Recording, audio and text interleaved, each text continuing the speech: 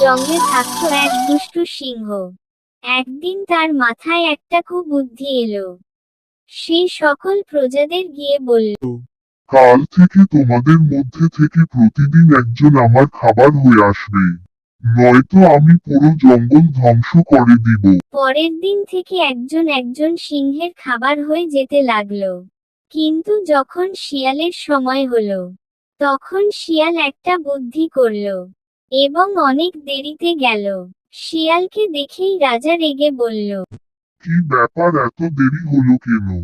তখন শিয়াল বলল, রাজা মশাই, আমি আপনার কাছেই আসছিলাম, কিন্তু রাস্তায় আরেকটি সিংহ আমাকে বলল সে নাকি এ জঙ্গলের নতুন রাজা। এটা শুনে সিংহ রেগে গিয়ে বলল, চল তো দেখি কে সে, ওকে আমি এখনই মেরে ফেলবো। তারপর দুজনে রওয়ানা দিল। শিয়াল সিংহকে নদীর ধারে নিয়ে এলো।